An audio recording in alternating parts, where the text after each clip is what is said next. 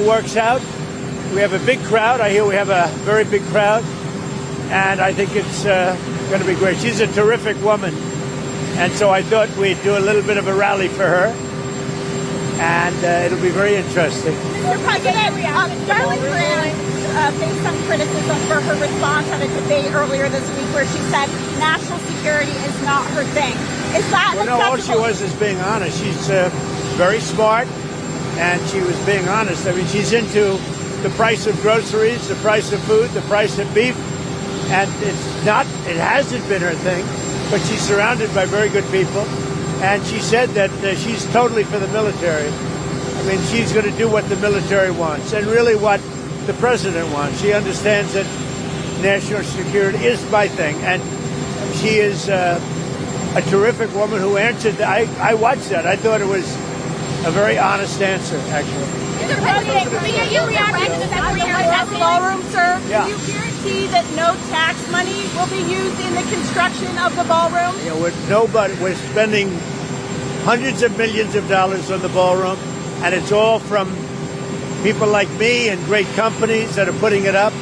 It's going to be close to $400 million, and it's all paid for by patriots and patriotic companies, big companies. I'll name the companies probably over the next couple of weeks, but I want to ask if they mind. And really, most of them have said you could use my name gladly. So that's all money, no taxpayer money for the ballroom at all. Did you direct Secretary Besson to intervene in the bond market? Was No, that your idea? not at all. No, he's a very capable man. He wanted to do it. He's very good at it. He has a good touch, very good natural touch for the bonds and interest, and he did that, yeah. The yields have come back up since then. Have you talked to him about another type of intervention? Is that something he will be doing? We have many types of intervention. That's one. The ultimate intervention is our military. And if we have to use that, we will, yeah. Mr. President, your move on beef imports is upsetting some ranchers, as well as some Republicans are asking you to delay that move on imports. Well, we want to get the beef prices down, so we'll get them down a little bit. And that's what people want. That's what the voters want. And that's what I want. The ranchers are great. They're my people. I love the ranchers. They've done a fantastic job. But they admit that we need a little help and in order to get the prices down. So that's what we're doing. Which countries did you arrange? Sorry, you got it. We're hearing that MAGA Inc. is going to start spending your war chest. What races are you putting money into, sir? Well, I've raised a lot, and nobody knows what it is. But I will tell you, it's about $850 million. And I'll be spending a lot of that money and my own money, but I'll be spending a lot of that money for candidates that I think are good, Republican candidates that I think are good. So when you add the $850 million to all of the other money that we've raised, we're in very good shape. Mr. President, there are several Republicans who are running for midterms this year who are starting to come out against AI data centers. Why do you think they're taking a different approach than you are? Who are they, you know? The Senate race in Ohio is one example where it's become a very hot topic. Well, the data center subject to me is a pretty simple one. If you pick the right location, and it's got to be, not every location is perfect for it, but you pick the right location, what it means for a community is jobs and lots of money and lower taxes. And the data centers now are mandated by me that they build their own electricity, so they're not taking it from the grid. Do you worry that it's going to lower the electric cost because they're building electricity, and the extra, as an example, we talked about this once. I'm very proud of it. It was my idea. They're going to build their own electric producing facility, and that electricity that they have left over is going to the grid. It's going to lower the cost of electricity. So if I were a community, I would want the data center. It means jobs, it means income, and it means lower taxes. Do you want Republican candidates to take the same AI, to take the same message on data centers? No, I want them to do what they want. Some people feel differently. I really want them. If a Republican's against the data center, that's okay with me. I'm only saying that if I ran a community, now there are different types of communities, but generally speaking, if I ran a community, if I was a mayor or if I was a governor in a state, I would want to have the data centers because they bring tremendous income. They're clean. They produce their own energy. The new ones are producing their own energy. I would want to have data centers. Mr. President, national debt, as you know, it's surpassed $40 trillion. Have you been discussing what to do about that? Well, I have, and it's been a problem for 35 years. And what we have now that we've never had before, we had a pretty good piece of it in my first term, as you know, is we have tremendous growth. And the way you take care of debt is with growth. And we have tremendous growth. We've never had growth like we have right now. The growth will take care of that very easily. Mr. President, Good question, by the way. Mr. President, on the beef deal, which countries did you make that deal with? What are the sources which of the beef deal? I don't want to say which countries, but there are a few countries. But they're going to be sending in the highest quality beef, and it's something that we need. What else? By the way, are we going to miss Caroline? I'm going to miss her. Let me have that. So here are some headlines in Caroline. I got to stand next to her. I feel so good with her. These are incredible headlines that just came out over the last 24 hours. It's probably easier if I show them to you than reading them. But basically, the biggest refunds ever given on taxes. That's big. Trump bump. Tax refunds jumped 17%. American tax refunds increased by $43 billion. That's money that the government is giving back to the people. $43 billion. FBI had the biggest violent crime drop in 90 years. These are today's headlines. Trump administration marks 15 straight months with zero border releases as apprehensions. So they've never had anything like that. So you've had 15 months with zero people going through our border. I don't even know how that's possible, but they're doing a good job. Maybe you. Maybe you. Scott Jennings, sir. Scott Jennings is good. That one right there, my friend from Iowa. But I don't know, maybe she doesn't want it. I don't know, maybe Margot. What do you think of Margot? Maybe Margot. Let's see, who do we have in this group? I will tell you this, and Caroline will tell you this.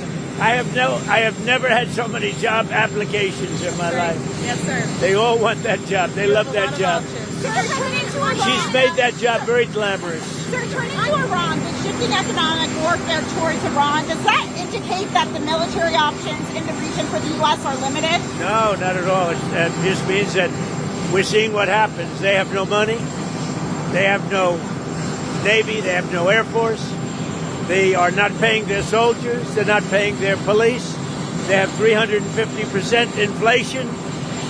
So we're just going to sort of see what happens. And we have total control, as you know, of the border. We have total control. If you look at the blockade, we have total control of that entire region having to do with the Strait of Hormuz. And that means well into it, the land areas. So they would love to make a deal, but they're not ready to make the right deal, in my opinion. Yeah. For Canada, have you come to a deal there, or are you going to I think so. We'll see. deadline? I've dealt with the Prime Minister. I've got a good relationship. And, yeah, we have to take care of our farmers. The farmers are very important to me. And the deal with Canada is moving along, and we should be able to have a deal with Canada. We're also starting on a new deal with Mexico, a much better deal for the United States. I only make good deals. Much better deal for the United States, both with Canada and Mexico. Thank you very much. President, did you direct Ed Martin to resign, sir?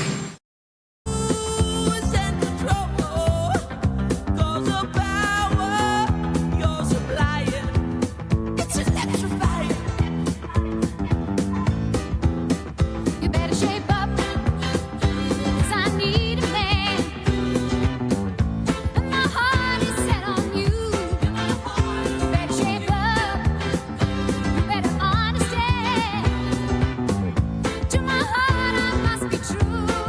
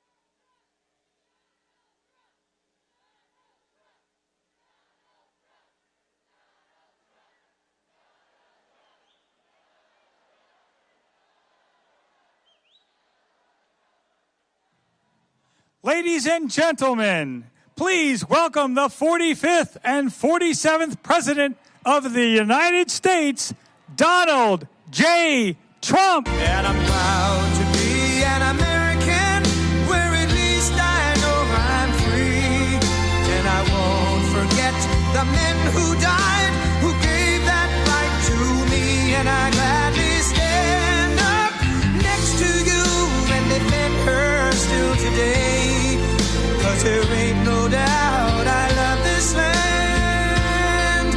God bless the USA.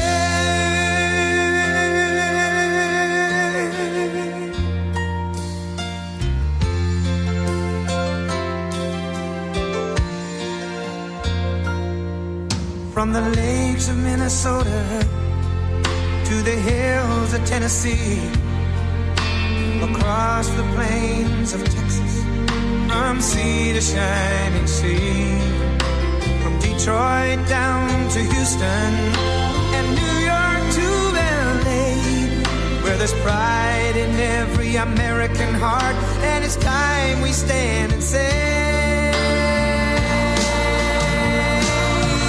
that I'm proud to be an American, where at least I know I'm free, and I won't forget the men who died, who gave that right to me. And I gladly stand up next to you and defend her still today. 'Cause there ain't no doubt I love this land. God bless the USA.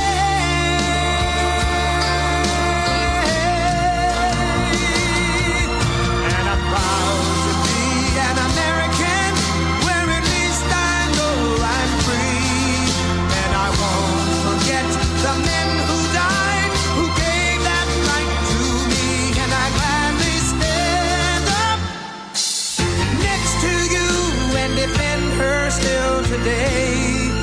'Cause there ain't no doubt I love this land. God bless the USA.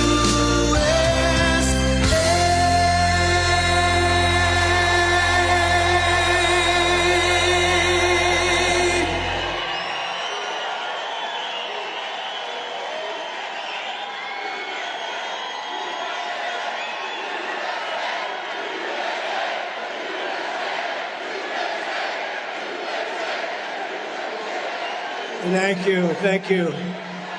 And I want to say a very special hello to Myrtle Beach, the home of 90 great golf courses. We're going to bring get everybody down to play golf. We're going to get them all. Everybody come on down and play golf here. Let them make a lot of money.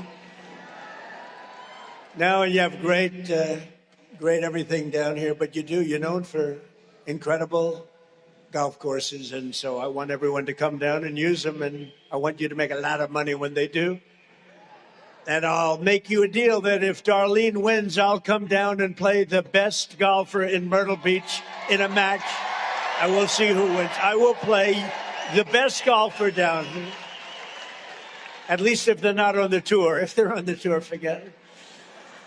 And I want to say a very, very special hello to the great state of South Carolina, because I won this state with the highest vote count ever in the history of the state, all 3 times. But Henry McMaster, I have to say, did very well also. Where's Henry? There he is. He did very well. He's been with me from day one, right, Henry? And I want to just let you know I'm thrilled to be back with thousands of hardworking, God-fearing, true, unbelievable American patriots. That's where you are, front row Joe. We have front row Joes all over the place. We have the ladies from North Carolina. That's okay, right over there. They've been to 252 rallies. I can't believe it. I don't know how their husband puts up with it. They have these nice husbands. But I don't see them with you tonight. Thank you very much. It's been an honor. We've had a roll from 2016, right? From 2016, so many rallies, and we love them, and we love our front row Joes. They always get front row. I don't know how they do it. And I want to say hello to a very special person that's with us tonight, Darlene. Because Darlene is somebody I've known for a long time. I asked her to do this. I said, Darlene, you got to do it. Because everyone loves her, everyone respects her. I've known her through Lindsay. I've known her for a long time. I think Lindsay respected Darlene more than any other person he knows, including me. That does not make me happy. I'm not happy about that. I'm not happy about that, but one of those things. But with your help this November, we're going to stop the radical left Democrat communists here in South Carolina and all across the nation. And we're going to elect Senator Darlene Graham to fight for South Carolina and to always put America first. She only knows how to put America first. She will be somebody you're going to be very proud. You vote for her, you're going to be very proud of that vote. The first step is winning the runoff election this Tuesday. You have to get out August 25th. You have to get out and vote. And we need every South Carolina patriot to go to the polls and vote for Darlene Graham, if you would. And the polls are open 7 a.m. to 7 p.m. So on Tuesday, get out and vote. You got to get out to find your polling place. SwampTheVoteUSA.com. SwampTheVoteUSA.com. They have all the information if you need it. Most of you don't. But I'm in a very good mood tonight. I didn't mention this to Darlene because today we just learned that the big decision of the United States Supreme Court came down, and the military/ballroom, this beautiful, magnificent complex, being built on the hallowed grounds of our cherished White House, which is so vital for national security, it's going to be the greatest of its kind anywhere that's ever been built. And it's something that presidents have wanted to be built for over 150 years. You know, we have a tiny little room right now. It's been that way for years. It's called the East Room, and it seats 88 people. And as an example, in 2 weeks, President Xi of China is coming. And I wish we had a ballroom, but in a very short period of time, in a year from now, you'll have one of the greatest anywhere in the world. And The military is being taken care of because of the military component for drones and for missiles and for bulletproof glass and for all of the things that you've needed. The military's wanted this done for 100 years, and presidents have wanted it done for 150 years. So I just want to thank the Supreme Court and the Chief Justice, and we have a ruling that it's proceed. When they say proceed, I think that's a good thing. That's a good thing. Nothing's easy today.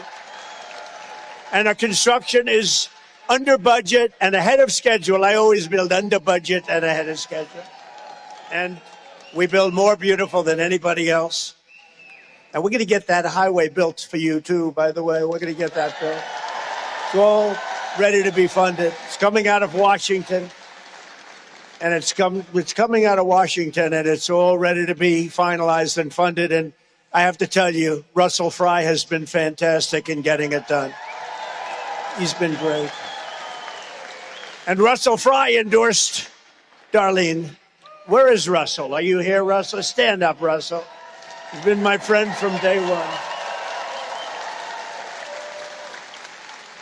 People ask me, who's the best one to run for a certain seat? Because we've won this place in such crowds and such numbers.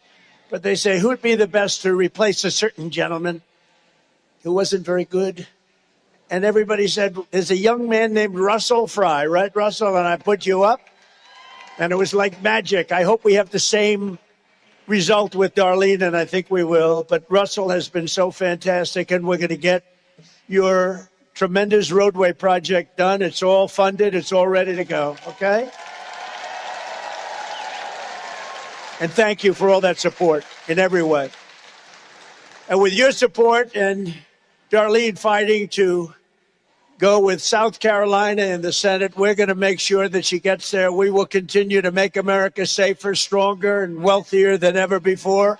We're going to make America greater than ever before, and we brought it to a level that it's never seen before.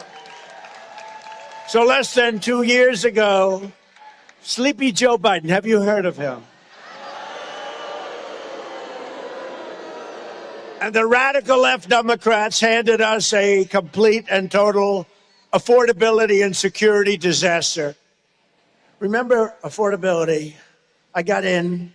We won by a lot in a landslide. We won everything. We won everything. We won all 7 swing states. We won the popular vote by a lot. We won the counties, 87% of the counties in the country. Nobody's ever done that before. We won by a lot, but I got in. I had my first press conference. Look at all those press back there. I had my first press conference, and they started screaming the word affordability. I said, I've only been here for 1 day. And they started screaming about Front Row Joes know this, about eggs. Egg prices were up 4 or 5 times higher than they were a year before. And I said, I just got here. I'm here 1 day. And I got eggs down to lower there than when they were in my first term, and they were low. And other things are coming down. And beef is now coming down very rapidly. You see that? And as soon as we're finished with the Islamic Republic of Iran, as soon as we're finished, oil is going to be down at lower than it was even just a little while ago. We had it down to, for your cars, we had it down to 100. Think of this. I went to Iowa, love Iowa, and one gas station had it at $1.95 a gallon, and another one had it at $1.85. And then I went to meet with my people back in the White House the following day. I was in Iowa to make a speech. I left, I went, and I said, you know, I hate to do this to you because the country was booming. By the way, the stock market is much higher now than it was then, but, you know, and your 401ks are much higher now than it was then. But with all the good news, I said, I hate to do this, but we're going to have to take a little detour down to the Islamic Republic of Iran, and we're going to have to put out the nuclear weapon stuff because they're going to have a nuclear weapon, and we cannot let them have a nuclear weapon. We cannot let Iran have a nuclear weapon, or you'll see some very bad things. So we went down and we stopped them. They'll never have a nuclear weapon. They want to make a deal so badly. We don't even know if we want, because I view the Strait of Hormuz is an American territory right now. It's an American territory.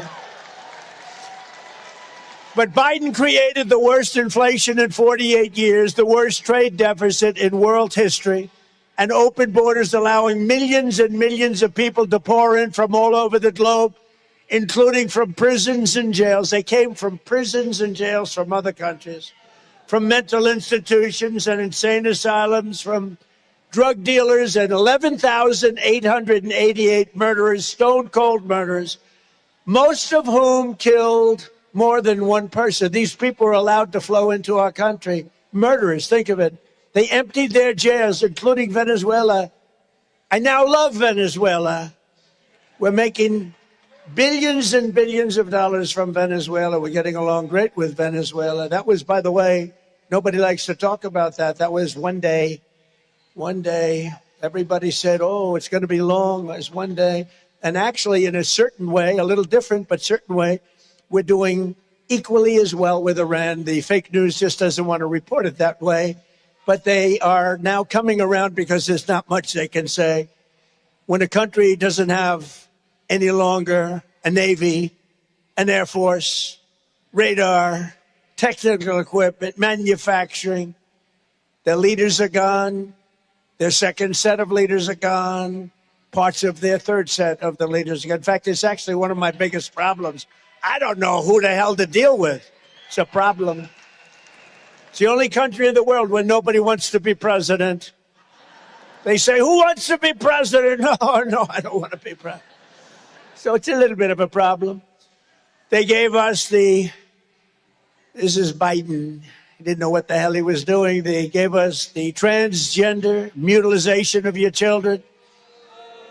They gave us men playing in women's sports. Doesn't work. My wife hates when I do that. She says it's so unpresidential, darling. I said, I won in a landslide. No, she said she doesn't like when I do the swimming routine or the weightlifting routine. I said, darling, I won in a landslide. It's okay. And she hates when I dance to the gay national anthem. That's what it is. It's called the gay national anthem.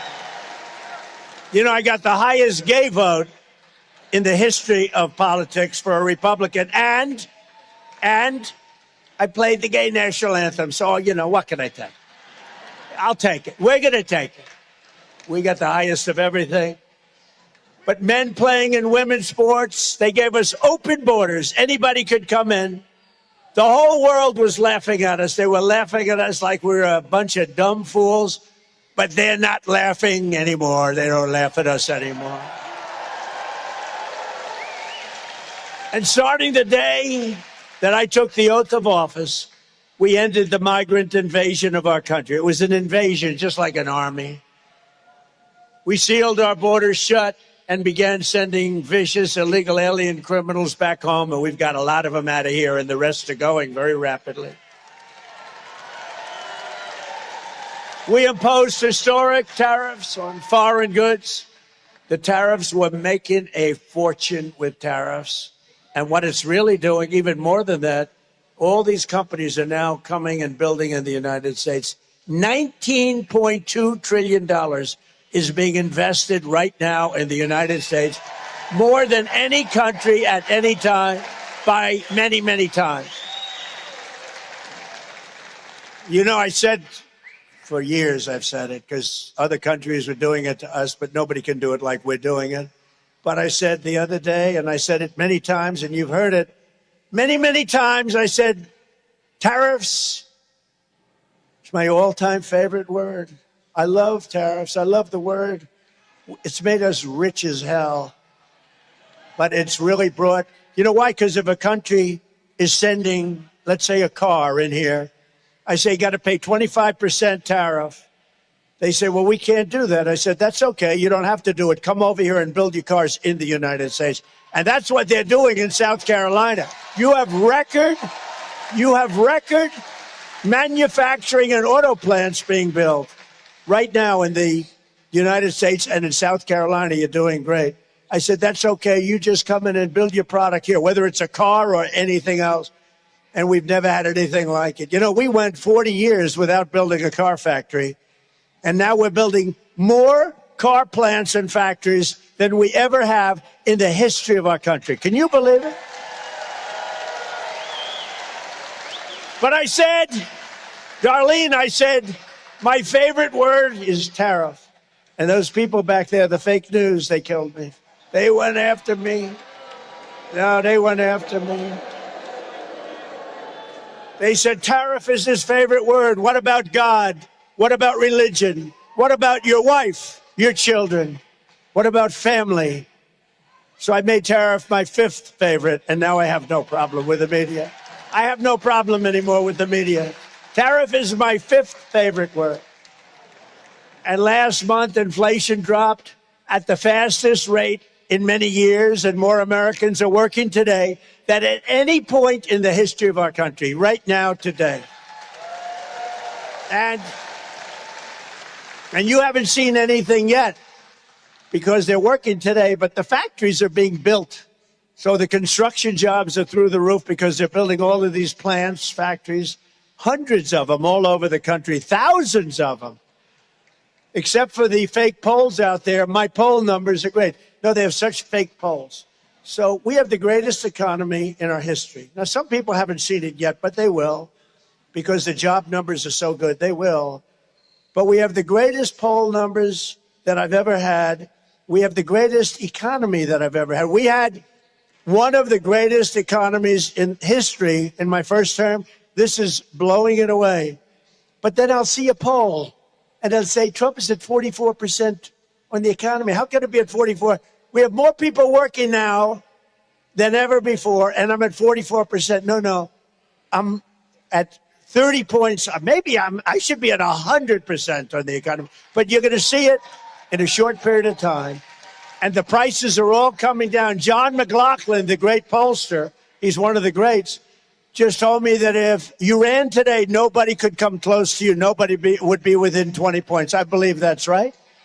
Likewise, a great Tony Fabrizio, a great pollster, he said the same thing. He said nobody could come close to beating you. Unfortunately, we have a little rule and regulation that says you're not allowed to run. If they'd like to change that, I'll be very happy. But look at the rallies. Look at what we have today. You have thousands of people standing outside, can't get in. They're standing outside, and we're not even really running. But we are running because we have to get Darlene and other people elected. So we are running. And the problem that we have is they say that Trump does great when he's on the ballot, but when he's not on the ballot, his people don't come and they don't vote for senators, congressmen, and other Republicans. And that these people, they're running, they're great, but if Trump isn't actually on the ballot. So what I really want you to do is pretend, please, that I'm on the ballot. Just come and vote. It's so important. So just say that I'm on the ballot. One more time, you got to say it, and you got to come out and vote. Because if we lose, you're going to lose your border. You're going to lose your tax cuts. You're going to lose everything that we've done. We've gotten the biggest tax cuts in history. Think about no tax on tips, no tax on Social Security for our seniors, no tax on overtime. All of that's going to be gone. Your taxes are going to go up. Your pay is going to go down. Your jobs are going to be lost. They're going to end up closing up. Your businesses are going to flee just like they did years ago. They're going to flee our country. I'm going to be impeached. They're going to impeach me. They have no idea why. I saw today a congressman said on one of the shows, we're going to impeach President Trump. We're going to impeach him. Oh, really? Why? The person was asking. A neutral commentator for a change. I like neutral commentators. Oh, I see. You're going to impeach him. Why? Well, I don't know. I don't know.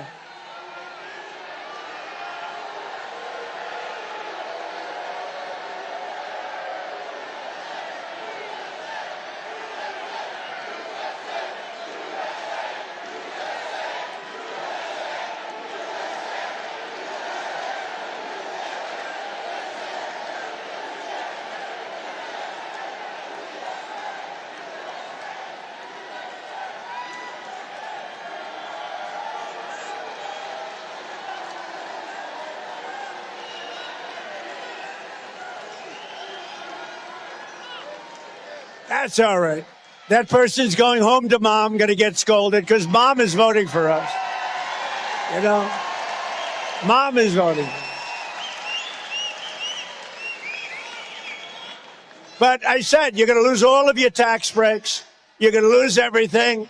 So you have to get out and vote. No, they're going to do it. They're going to impeach. But did you see it this morning? This congressman, it's a big story. He's on, we're going to impeach President Trump. Why are you going to impeach him? The commentator, why are you going to impeach him? What has he done wrong? I don't know. I don't know. We're working on it. We're looking at different things. The guy had no idea. It's a disgusting thing. So you're going to lose everything. I'm going to have to go through impeachment. These are lunatics. These are people that are vicious, violent, that weaponize the justice system, the Justice Department, and they want to destroy our country. They want to see that our country fail. They want our country to fail, and we can't let that happen. You have to get out and vote in the midterms.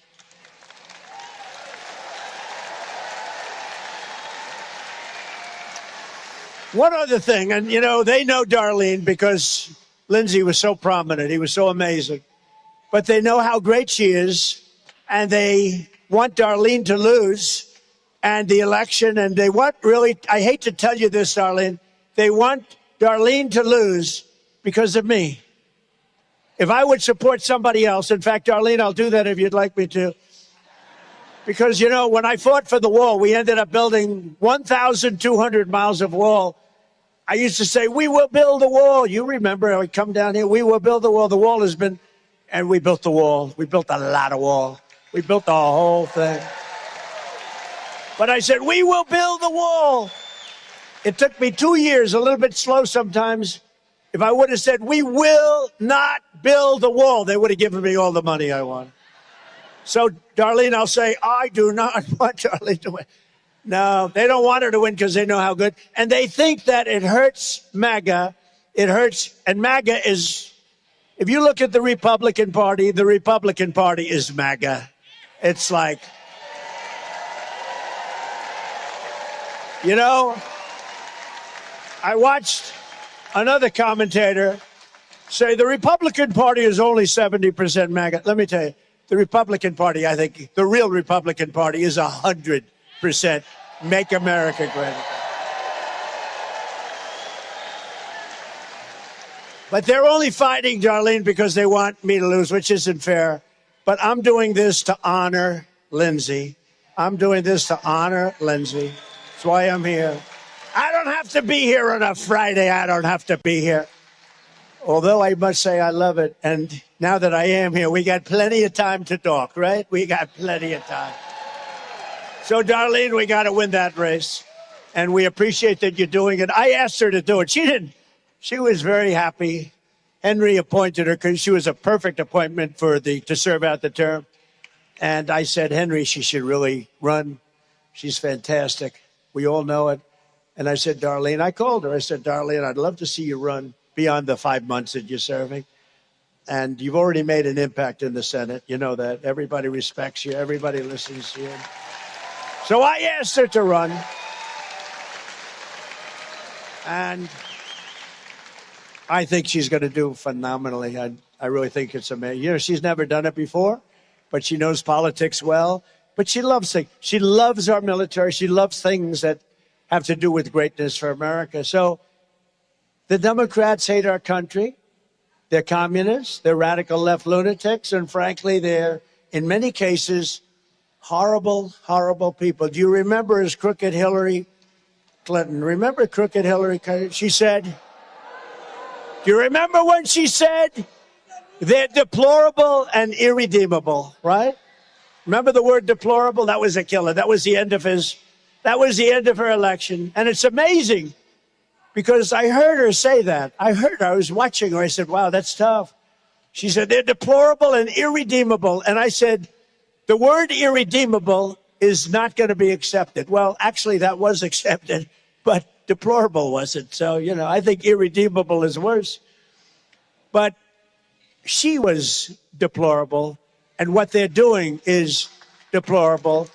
And we have to make the midterm elections too big to rig. Very simple. Too big to rig. Like we did my election. And I upheld my ultimate promise, and that's I made our country great again. We made our country great in a much shorter period of time than anybody thought.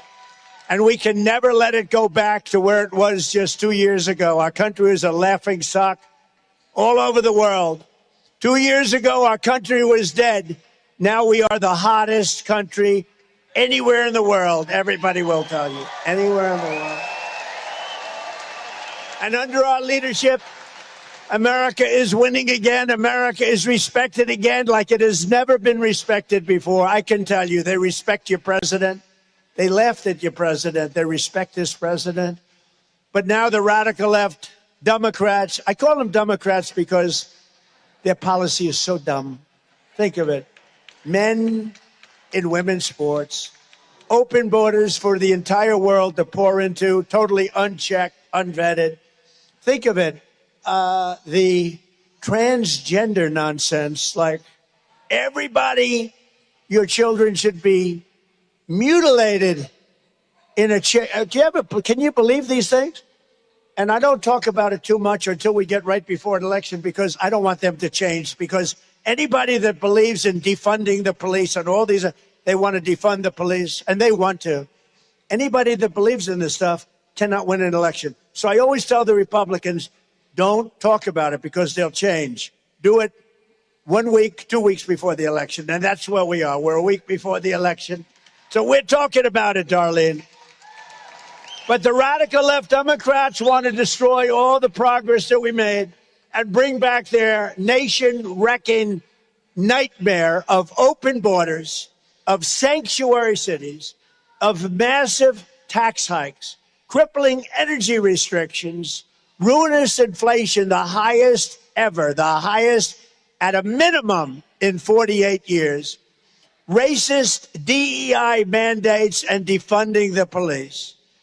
But Senator Darlene Graham and the people of South Carolina are not going to let that happen, right? We're not going to let it happen. For 4 long years of Biden, you saw the radical Democrat agenda in action, and we're never going back. We can't go back. We can never do that again. That was close to the end of our country. I'll tell you what, had I not won, and this isn't about me, but had I not won, our country was ruined. We would have never been able to come back. Welfare was doubling. Welfare was set to triple, and our business was going down the tubes. The companies were all leaving. Now these big companies are all coming into our country, and that to me means 2 things. Money for our country, taxes, and jobs. Jobs. It really means a lot of jobs. Remember what I say, and I'll say it again and again. There are more people working today in the United States of America than at any time in the history of our country. And I have to be telling the truth because those fake news reporters, if I exaggerate, if I'm wrong by one person, they're going to say, this was terrible. He exaggerated. I've learned. I say it so straight. Sometimes I won't even say certain things if I'm not sure. We have more people working today than at any time in the history of our country. And we're going to get out in the midterms, and we're not going to let them steal this election. And we have people laughing at America as they were just 2 years ago. We're not going to let that happen. We're not going to let people laugh at us anymore. We're the smart country now, not the dumb country. We were a dumb, stupid country led by a very, very stupid person who wasn't leading. Now running the most extreme, unhinged, anti-American candidates in the history of our country. Their party has gone full-on communist. Do you remember at the State of the Union, Tim Scott was there? Barrasso was there, Senator Barrasso, a great senator. I don't know what the hell you're doing so far. Where's Barrasso? Look at him. He's a great senator. Not from these parts, but he likes these parts, and he likes Tim Scott. But they were there, and I said at the State of the Union, our country will never be a socialist country, right? Will never be.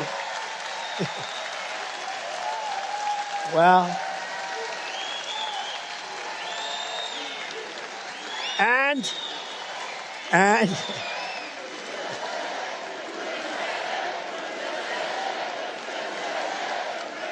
thank you.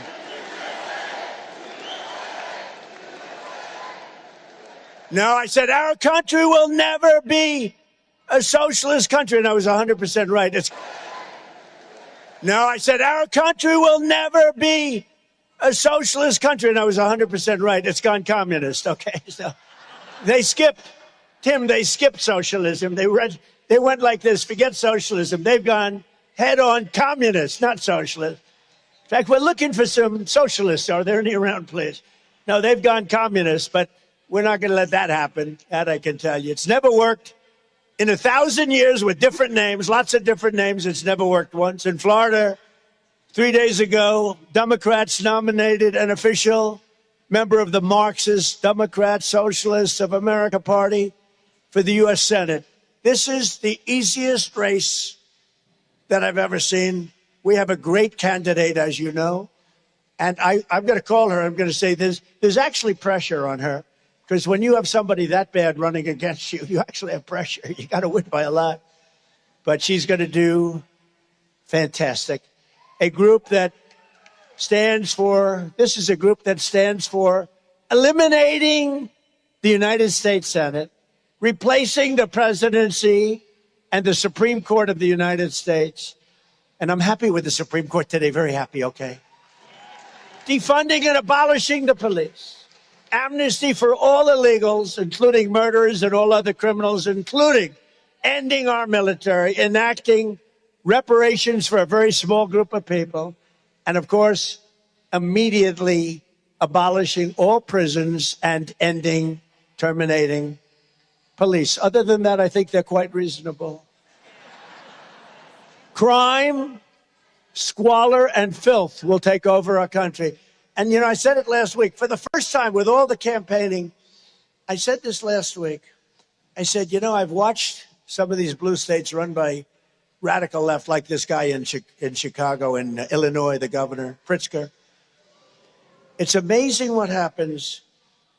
It all becomes, I'm a very clean person, I like to clean my hands as much as possible and all this. I don't like paper in the ground. I like everything nice and clean, like we did with Washington, D.C. You can ask the senators.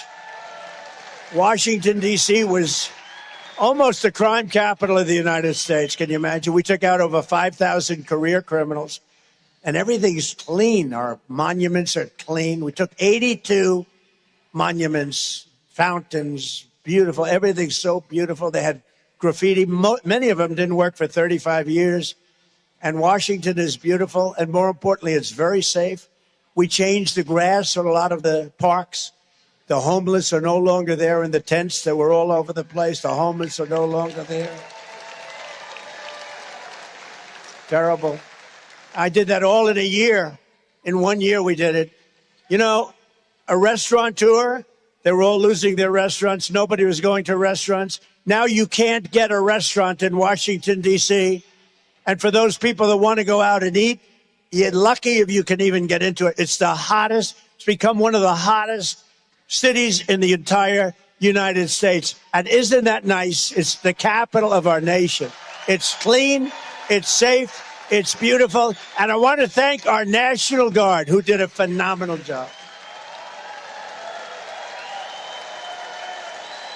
Telling you, you can't get into a restaurant, Tim, right? John, you can't get into a restaurant. That's a bad thing. You want to go to a restaurant, you can't get in. Before you could get in, and then somebody would walk in and hold up the whole restaurant. Stick them up. It's hard to believe. They don't do that anymore in Washington. No, crime is down 78%. Think of that. Crime in Memphis is way down. I got a call from the governor, good governor, and he said, could you come and do something? It's down 80%. Crime in New Orleans, they just had Mardi Gras. The governor, great guy, Jeff Landry, he said, President, we need help. We have Mardi Gras. This is 2 or 3 months ago. He said, we have Mardi Gras. This place is a crime fest. And I sent in the National Guard and some great experts, and they had the safest Mardi Gras they've ever had. Crime is down 79%. This is after 5 months. And I could do the same thing for New York, for Chicago, and LA. All they have to do is call me. It would be easy. Terrible what's gone on in Illinois. But in Michigan, the Democrat nominee for Senate, Abdul El-Sayed, admitted openly that he wants to pack the Supreme Court with 23 far-left justices to shred the Constitution of the United States. His sister, very close relationship, celebrated the terrorist slaughter of babies on October 7th. His mother worked for an organization that gave hundreds of thousands of dollars to a gentleman named Osama bin Laden. Have you heard of him? Knocked down the World Trade Center. She gave him a lot of money, and he recently campaigned with a communist fanatic who says that America deserved 9/11. We deserved it, right? We deserved all that death, destruction. In Texas, the Democrat nominee for Senate said he hates Christianity and that the 10 Commandments are a form of fascism. The 10 Commandments are fascism. He's a disaster, that guy. That guy is a disaster. And just last week, the entire Democrat National Committee voted to abolish ICE, meaning the official Democrat Party platform now is, on top of everything else, they want to do that. I mean, they want to end all enforcement. They want to end law and order in our country.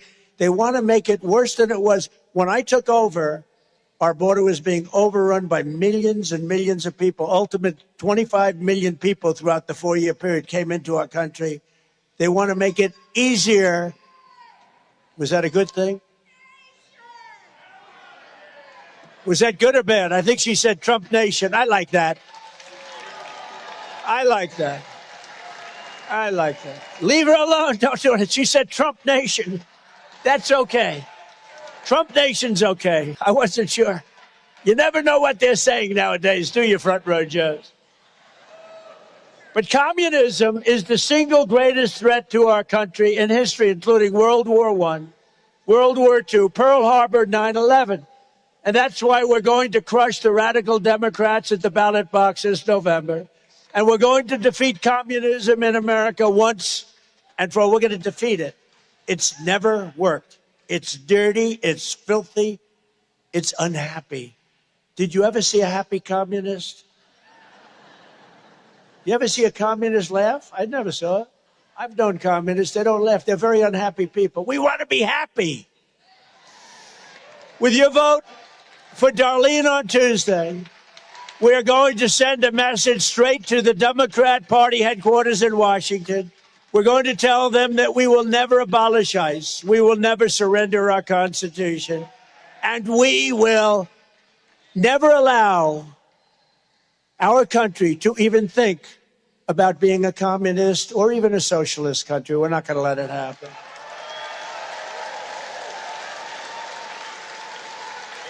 Darlene Graham has devoted her entire life to the people of the state, just like her brother. He was so, that's all he talked about was South Carolina. He was driving me crazy. I love the people. Yet I got higher votes than him. Explain that, Darlene. He loved this state. For years, Darlene led an important state agency with 130 employees, and she ran it impeccably. And a $90 million budget.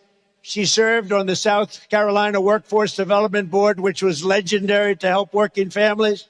And when her beloved brother, Lindsay, passed away unexpectedly, I can't believe he's not here even. I went to her and I said, you got to run, Darlene. And with your support, Darlene will defend common sense in our nation's capital. She'll fight for lower taxes, bigger paychecks, no amnesty for illegal aliens. And she'll always protect your Second Amendment, the right to keep and bear arms.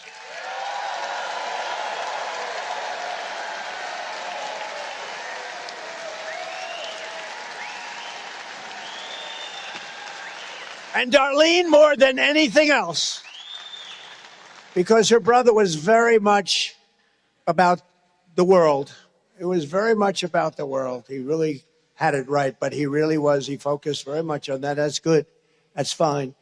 But she's more about affordability. She's about what we have, how much a loaf of bread is going to cost, how much beef is going to cost. Beef is coming down rapidly, by the way. But she was very much about affordability, I think more so than Lindsey, much more so. He had some unbelievable things going, but he was really about foreign nations not hurting our country. He was about Iran not having a nuclear weapon. He felt so strongly. Look, if that ever happened, if they ever did, they use it. They'd wipe out Israel immediately. They'd wipe out the Middle East. And you don't think they'd be coming here? You'd say, which city is next? We're not going to let that happen. We have them. Those B-2 bombers a year ago, they ended that hope. But as much as anybody in the Senate, and maybe more, Darlene will support our military. I spoke to her 2 days ago, and what she really wants to do is support our military and make sure they're taken care of. Because, you know, the Democrats take care of illegal aliens. They give them the best hotel rooms in the country. As our military sat outside, remember during Biden? Our military veterans were sitting outside on a freezing sidewalk in New York, and the illegal aliens were upstairs in hotel suites being paid thousands of dollars a night to that hotel while our veterans were outside. And she brought that up to me, and I think it's something she's never forgotten. It was terrible, and we ended that very rapidly. The Democrat who Darlene is running to defeat is a far-left political hack who supports transgender for everybody and believes in telling confused children they're trapped in the wrong body. By the way, do you notice how that's changing now? In fact, hospitals now are doing reverse surgery at my order. They're doing reverse surgery. Nobody ever heard about it. Darlene is also a anti-gun. Think of it. She's going to be protecting a thing called your Second Amendment, which is so important, and it's under siege. And Darlene, I can use your help because I want to tell you, I've been protecting it for 10 years. And every time there's an incident, it starts over and over again. I protected your Second Amendment. Nobody else could have protected it like I did. And I worked with John and with Tim Scott, and many others. We had great Republican senators, in all fairness, on the Second Amendment. But it's not easy, and Darlene's going to help us with the Second Amendment, and we need the help. If you put that other person in, if you put that Democrat in, she will be fighting. Look, it's going to be a vote to get rid of your guns. You can't do it. Can't do it. And I'm not talking about the enjoyment aspect of it, and that's important, but you have to be able to defend yourself against lunatics. So, in a nutshell, you have to defeat the Democrats and elect Darlene Graham. Now, if you don't mind, because you heard her, I was on a plane coming here. Could I ask Darlene to come up for a second? Do you mind? Darlene, please come up. Thank you.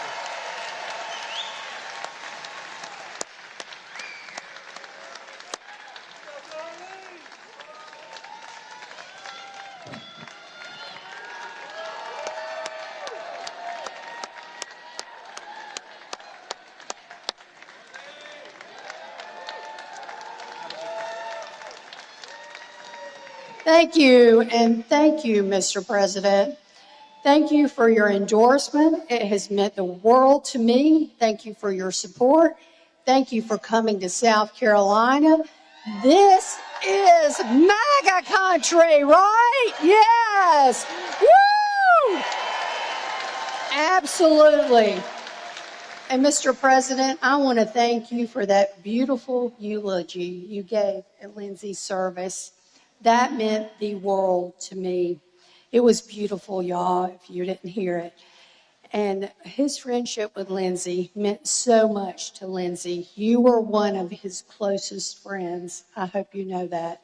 And you will forever be part of the Graham family for that.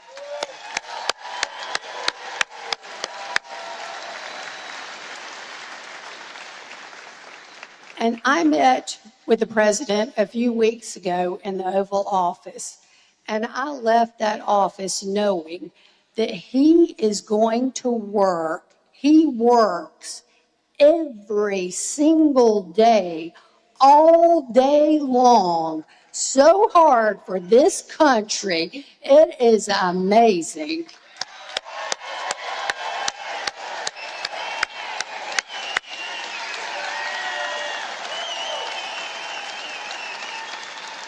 And Mr. President, I am proud to stand with you, to work hard for this country and to work for this great state of South Carolina every single day.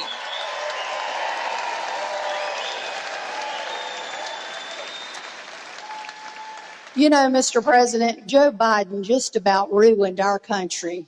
He opened the borders and let people flood in here, terrorists and illegals, and you saved our country, and I want to thank you for that.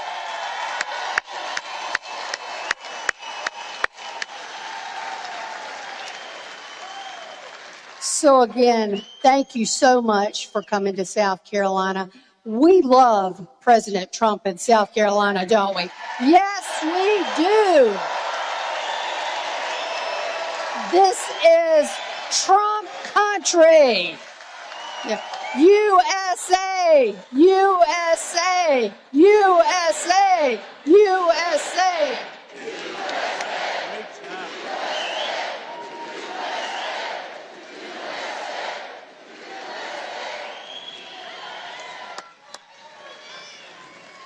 Got a nice way about her. You know, you're all standing up for her. You didn't stand up for me. What's going on? I'm angry. I don't like this. I'm upset with Darlene. Thank you, Darlene. Great job. It's a lot of love.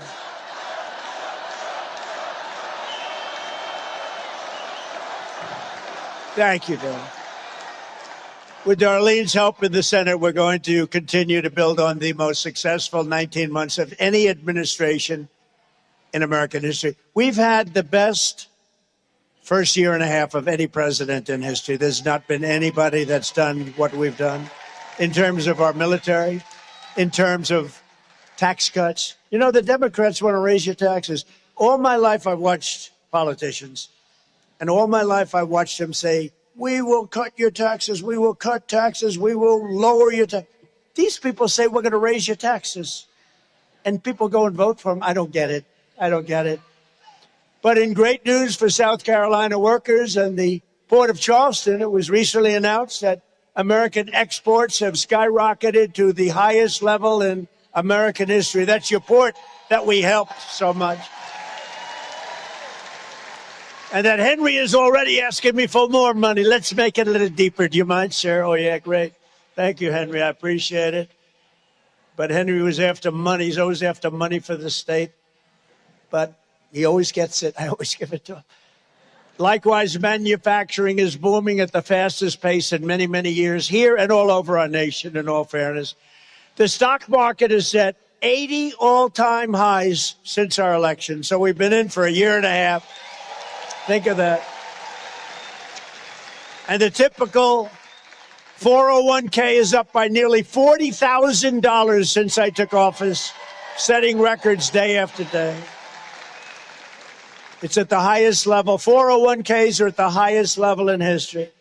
And with the help of our Republican majorities in Congress last year, I proudly signed the great big beautiful bill delivering the largest tax cuts in American history. We gave you no tax on tips, no tax on overtime, no tax on Social Security for our great seniors.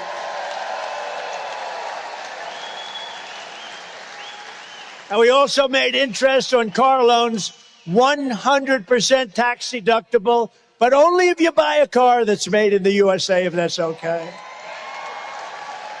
That never happened for people that go out and vote. They never had that. I'm getting you a deduction. You're not used to, rich people are used to deductions, but people that work very hard, middle income, upper middle income, they're not allowed to take. We have a deduction. You can deduct the interest from your income tax. It's going to be a very big thing, and it's selling cars all over the place. Something like that never happened. That was one of my little ideas. So there was no tax on tips, which was particularly good in the state of Nevada, where everybody is a waitress, caddy, or waiter. That was a pretty good idea. You know, they came in about 2 months later. They said, we want no tax on tips. And they got laughed out of the place. We won the state. First Republican to win that state in many, many years. And we're going to win it for a long time to come, Nevada. But everything we've done on taxes and all of the things, jobs, all of those things are going to be wiped out if the Democrats are allowed to win. And that's why you have to go out and vote. While the radical Democrats like to say that they stand for working people, they don't. In fact, every single Democrat in Congress voted against your tax cuts. Think of it. Every single Democrat. Is that a correct statement, John, Tim, everybody? They voted against your tax cuts. They voted against no tax on tips. They voted against no tax on overtime. They voted against no tax on Social Security. The Democrats want to raise your taxes, not lower them.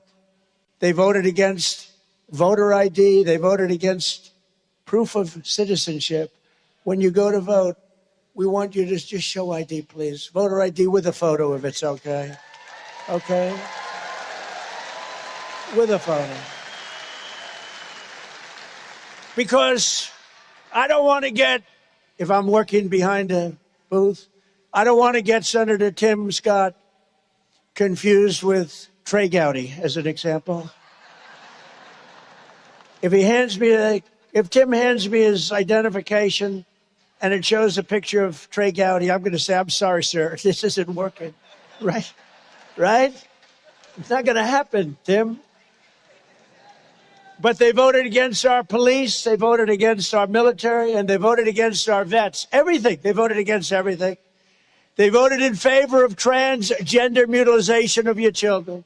They voted in favor of men playing in women's sports, and every single Democrat in the House and Senate, every one of them, voted against our work to achieve the most secure border in the United States history. Not one person voted in favor of the border or the wall, where I built 1,200 miles of wall. That's one of the reasons we have the record that we did. And in the past, this is hard to believe actually, but in the past 15 months, a historic record of 0 illegal aliens have been admitted into the United States of America. 0.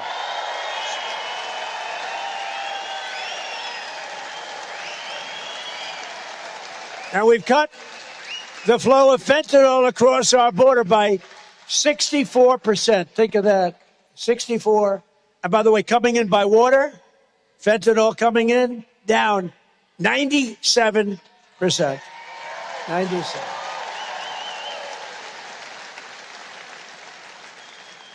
Think of it, down 97%. And it's nasty. But, you know, they call it intradict. We would intradict. We'd get the boats. We'd bring him to Miami. We'd give the guy a fine. He'd go to court. The court would let him out 15 minutes later. He'd be back on a boat that night bringing drugs into our country. They don't do that anymore. They don't do that anymore. They get hit. They get hit. Never miss. We have the greatest military in the world. They get hit. I built the military in my first term. Created a Space Force with the help of those two guys and plenty of others. But we created Space Force, but now they get hit. So it's down 97%. And here's what we're doing. Tim Scott, John Barrasso are looking for the 3% of the people that still do that because we consider them to be the bravest people anywhere in the world. The 3% that are willing to go and take drugs into our country, I think, Tim, they're the bravest people anywhere in the world. Or they don't watch television. Maybe they don't watch television. But we're down 97% by sea. Can you believe it? And now the easy part begins. Now we stop them by land. The harder part was by water. And we're finding the migrant criminals that the Democrats let in, and we're putting them in jail and throwing them out of the country. You know, one of the best statistics, I say it all the time now because Washington is a good case. We moved 5,000 criminals out of Washington, D.C. Otherwise, we couldn't have the record we had. But 2% of the population creates 91% of the crime. And see, that can work. If we said 40%, 50%, 30%, that would be very tough. That's a real problem. That's almost unsolvable. All problems are solved, but that's almost unsolvable. So only 2% of the population, because you have criminals that create crimes, some cases 3-4 crimes a day. 2% of the population creates 91% of the crimes. We got them the hell out of our country. Okay, we got them out. Some are in jail. Some are in jail because they're so dangerous. We don't want to take any chance of murderers.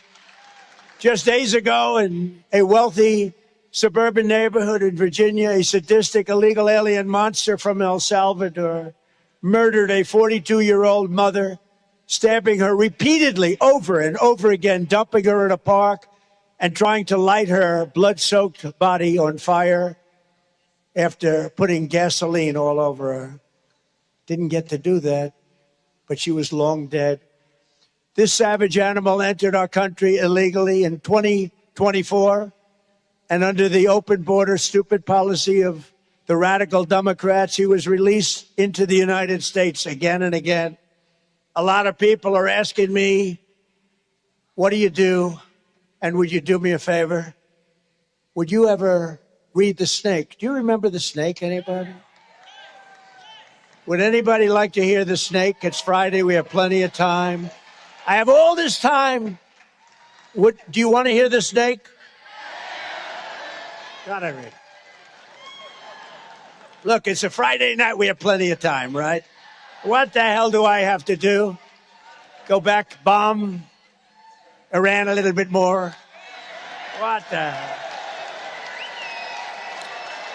So this is from an old song with some changes, and I just think it's so apropos, especially when you hear of the story I just told you. And it's called The Snake, and it represents our border and the horrible people that this country has allowed into our country through the Obama and the Biden administrations. On her way to work one morning, down the path along the lake, a tender-hearted woman saw a poor, half-frozen snake. Her pretty colored skin had been all frosted with the dew. Poor thing, she cried, I'll take you in, and I'll take care of you. Take me in, oh tender woman, take me in for heaven's sake. Take me in, oh tender woman, sighed the vicious snake. She wrapped him up all cozy in a comforter of silk and laid him by her fireside with some honey and some milk. She hurried home from work that night, and soon as she arrived, she found the pretty snake she'd taken in had been revived. Take me in, oh tender woman, take me in for heaven's sake. Take me in, oh tender woman, cried the vicious snake. She clutched him to her bosom. You're so beautiful, she cried. But if I hadn't brought you in by now, you truly would have died. She stroked his pretty skin again and kissed and held him tight. But instead of saying, thank you, ma'am, the snake gave her a vicious bite. Take me in, oh tender woman, take me in for heaven's sake. Take me in, oh tender woman, sighed the vicious snake. I saved you, cried the woman, and you've bitten me, but why? You know your bite is poisonous, and now I'm going to die. Shut up, silly woman, said the reptile with a grin. You knew damn well I was a snake before you took me in. That's our border. That's our border. That's our border. Haven't done that in a long time. Right? Haven't done that in a long time. So true. That's our border. People are coming in. They're murderers. They're not going to change. They're not going to change. Nothing you can do to change them. They were born killers.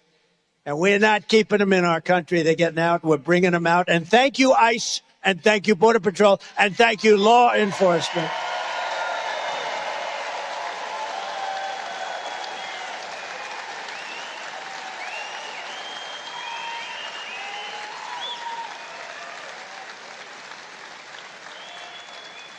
And if you want millions of migrant criminals sent into your communities to loot and maim and rob and pillage and kill, vote for the radical left Democrats. They will fulfill your needs.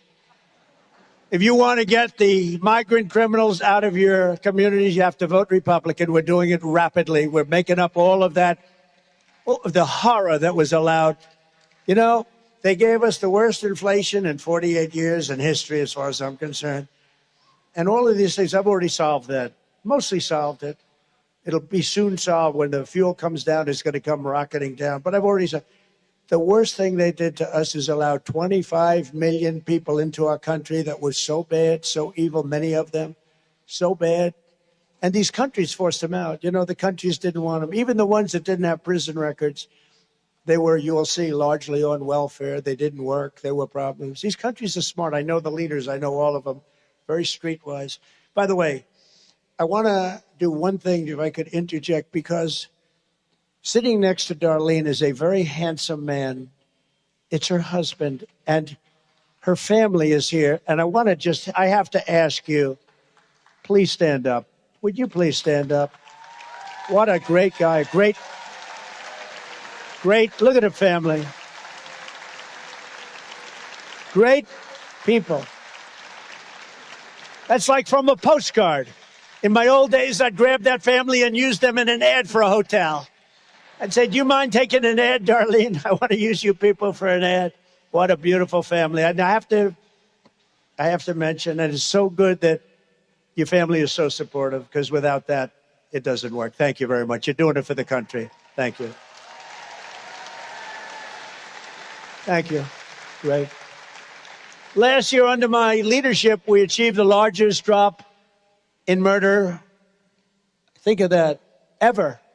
The largest murder rate drop ever recorded to the lowest level in 125 years, since the year 1900, 125 years. And we're making America safe again at home and strong again on the world stage. Everyone's respecting us. And thanks to Republicans in Congress, we're making the largest ever investment in the United States Armed Forces by far. And these guys are helping a lot. And I built our military during my first term, and we're using it now. But the late, great Senator Lindsey Graham was always one of the fiercest defenders of the United States military. There's nobody that fought for our military like Lindsey. And I'm proud to say that we officially named Joint Base Charleston in his honor. That's a big deal.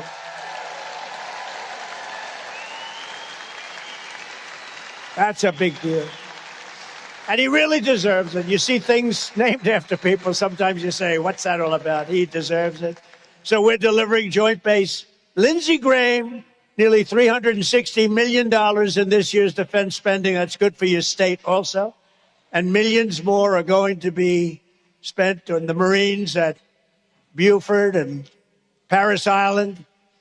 With Darlene as your senator, those bases will be part of the bedrock of American military dominance for decades and decades to come. And I'm so proud of what we're able to do so easily with Lindsey. You know, name changes on bases is a big deal. It takes many, many years, right?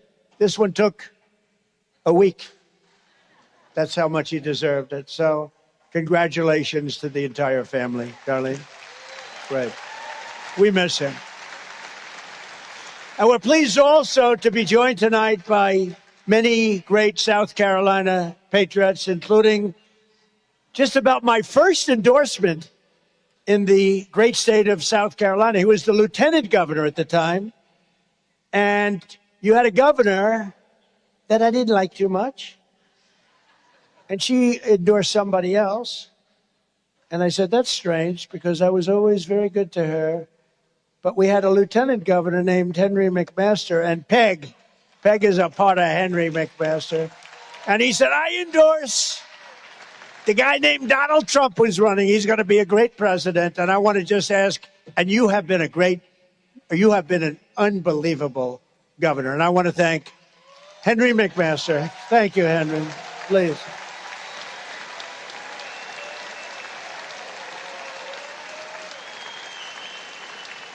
And by the way, he was the first. There were a few Republicans that are good, but he was the first one. He kept your state totally open during COVID, okay? That's pretty good. He turned out to be right. He turned out to be right, Darlene, right? These other guys, they closed up the states. The states will never actually recover, mostly blue states in all fairness. With us also is Senator Tim Scott and Senator John Barrasso. Would you come up? Come on up. And I want to ask Russell Fry to come up. Come up, Russell. Come up here. What the hell? It's Friday night. What are we going to do? Let's have a good time, right?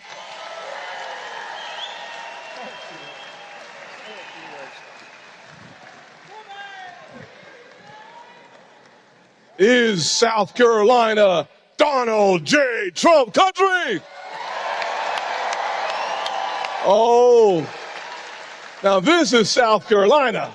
And when we say we love President Trump, we say it loud and we say it proud. Is this Donald Trump country? Oh, yeah.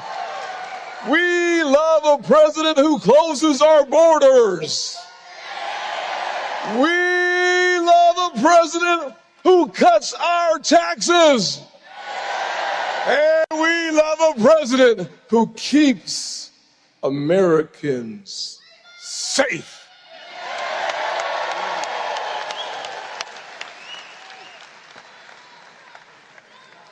Mr. President, I told these folks earlier that Wyoming and South Carolina are states filled with conservative people who love Donald J. Trump, the President of the United States. And I told them that you and Darlene in Wyoming follow what we call the cowboy code. You live each day with courage, you take pride in your work, and you do what needs to be done every day for the people of this great country. And for this, we are very, very grateful.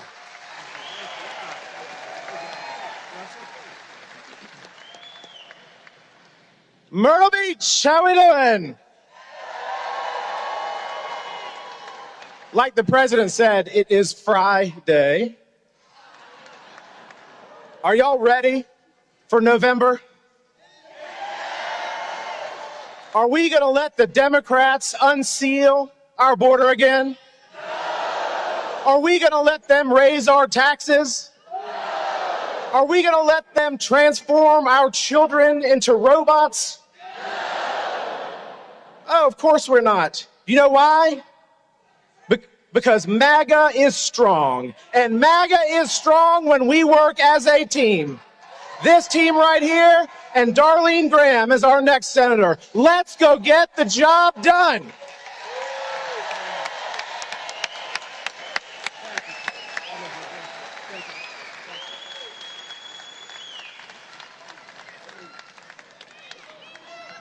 And by the way, Governor McMaster has just endorsed very strongly, very powerfully, Senator Graham. So that's good. That's a big endorsement. Darlene, that's a big endorsement. I don't know, that's pretty good. I think it was, a lot of politicians want to stay out of a race. They never get involved, but that's why Henry's different. But just gave her a full-throated endorsement. Thank you very much. That's great. Thank you, Henry. Also with us is the Speaker of the South Carolina House, Merrill Smith. Thank you, Merrill. Thank you very much. Good job.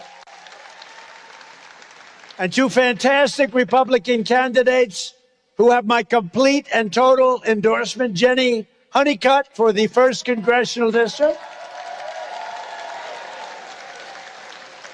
Jenny's terrific. And congressional district, think of this, somebody that's very special, somebody that I've known for a long time, Cody Simpson for Agriculture Commissioner. Cody's going to do a great job, right? Thank you, Cody, very much. Good luck. I also want to express our thanks to a wonderful woman here tonight who has done an unbelievable job. It's so sad. You know, you meet people and you love people, but her name is Caroline, and she's our press secretary, and she just had a baby. And I just learned she loves the baby more than she loves Donald Trump, and I'm very angry with her. Where is Caroline?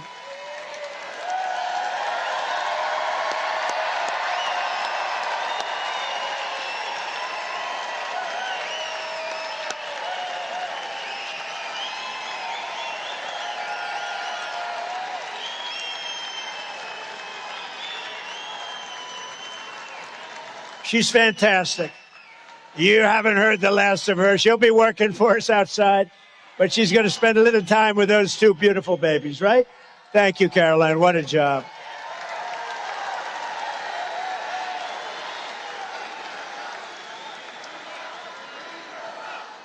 Oh, bring her up. They're all... Come on, Caroline. Bring her up. Come on, Caroline.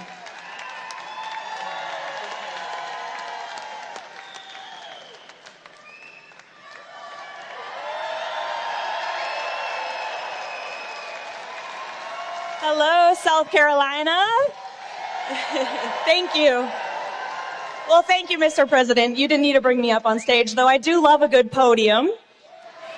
And I just want to say, President Trump, you are the most consequential and historic president in the history of our great country.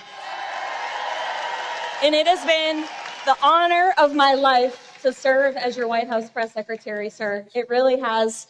And I just want to let everyone in this room know how hard this man works for all of you and for every American across the country. Regardless of whether they're a Republican or a Democrat, you call this man at 6 in the morning, you call him at 3 in the morning, he picks up the phone because he's looking out for you. And he needs your help with a Republican Congress for the next 2 years so he can make our country greater and stronger and wealthier than ever before. So get out and vote. Thank you.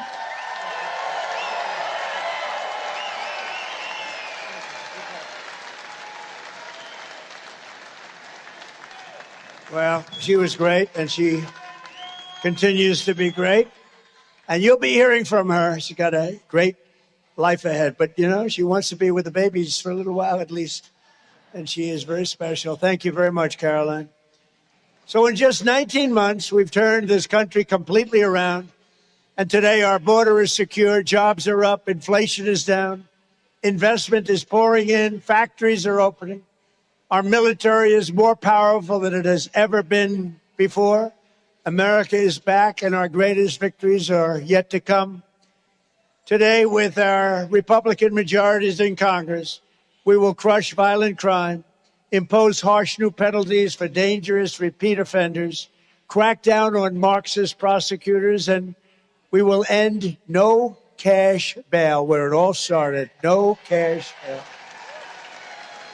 We will expand my most favored nation policy on drug prices, where drugs are down 70, 80, and 90%. Nobody has ever even thought of that. For decades, Americans paid the highest prices for prescription drugs anywhere in the world by far. And now we are paying the lowest price paid by any other country. So you went from paying the highest prices in the world to the lowest prices in the world. And I had to work hard to get that done. So I'm giving you the largest prescription drug price cuts in history, with differences of 400, 500, and even 600%. Think of that. You never think you'd hear that? You know, it's funny. In my first term, I was very proud because I was able to cut drug from January to December by, think of this, 0.1%. It's the first time a drug cut was able to get through for a year period in 28 years. So they went 28 years where drugs only went this way, prescription drugs and drugs of all kinds. And I was told that I was the first in 28 years to cut 1/8 of 1%. And I had a news conference and I was beaming. I thought it was great. 1/8 of a percent. Now I've cut drug prices 60, 70, 80, and even 90%. Who would have thought? And other presidents knew this was a possibility, but they weren't able to get it done. Most of them never even tried, but I got the other countries to do it. They had to agree to it. You think it was easy? Because their prices had to go up in order for our prices to come down.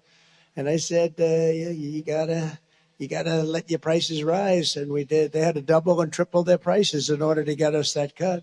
And I won't tell you what I said to them, but it wasn't very pleasant, I can tell you. So we should win the midterms on this issue alone, on drug pricing alone, we should win. And that's going to have a huge impact on your health care, because health care is, so much of it is made up on prescription drugs. Together, we will pass the great health care plan to stop all payments to big insurance companies and give the money directly to the people so that they can buy their own health care, which will be much better care at a much lower price. A lot of money left over. And finally, we must pass the Save America Act to defend our sacred American elections. See what I mean? Got to do it. You got to do it, Tim. We have. And to do that, all voters must show voter ID, and all voters must provide, very simply, proof of citizenship. And we will enshrine, we had a victory in the Supreme Court on this subject, but we got to get it done permanently and good. We will enshrine no men and women sports and no transgender mutilization of our children. And it's hard to believe we have to fight. Who could believe that we're standing up here? Can you imagine being like 20 years ago and you'd have a presidential candidate or a president standing up saying, we will not allow men to play in women's sports? They'd say, this guy's crazy. And now it's like a battle. Can you believe it? Or transgender mutilization of your children will take place. Now, could you imagine saying that like 20 years ago, 15 years ago? They take the guy off and put him in a cage. They'd say there's something wrong with him. And I actually have to get up and fight for no men playing in women's sports, no transgender surgery of your children. It's not even believable, but that's the radical left. They're crazy, and you can't let them get involved any further with this country. But once again, it all begins with voting for Darlene Graham and some great, great people. And in this case, the runoff is Tuesday, August 25th, and I will be watching all day long. No, I want that to happen. For Lindsay, I want it to happen. The polls open at 7 a.m. and close at 7 p.m., so get your friends and get your neighbors and get out and vote for Darlene Graham. And remember, they say again that Trump gets a lot of votes, but if he's not on the ballot, people don't vote so much.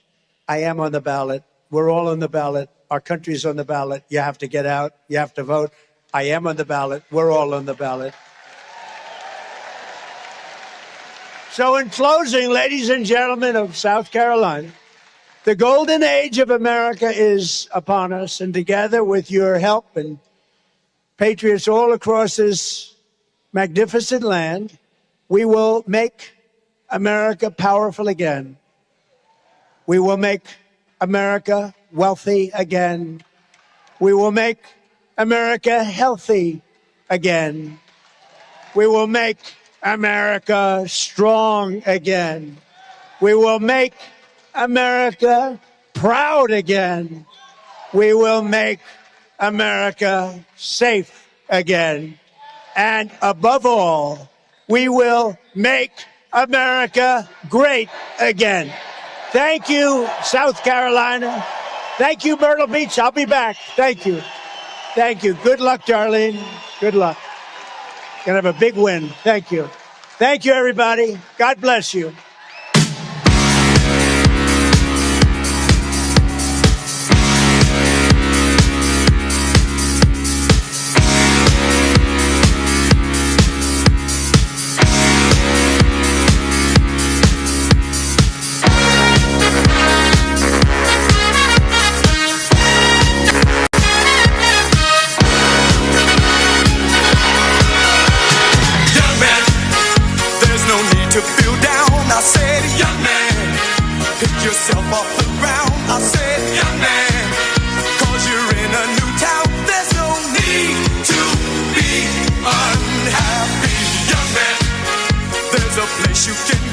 I said, young man, when you're short on your dough, you can stay there.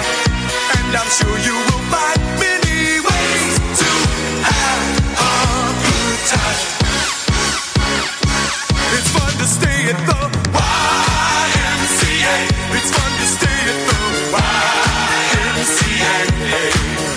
They have everything for young men to enjoy. You can hang out with all the boys. It's fun to stay at the YMCA. It's fun to stay at the YMCA. You can get yourself clean. You can have a good meal. You can do whatever you feel. Young man, are you listening to me? I said, young man, what do you wanna be? I said, young man, you can make real your dreams, but you got to know this one thing. No man does it all by himself. I said, young man, put your pride on the shelf and just go there to the YMCA.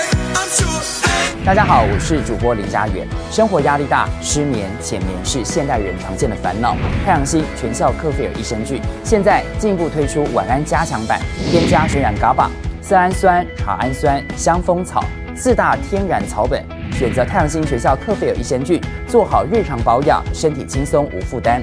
每日克菲尔，时刻美好 ，Good Feel Good，请上快点购为健康下单，输入推荐码有额外折扣。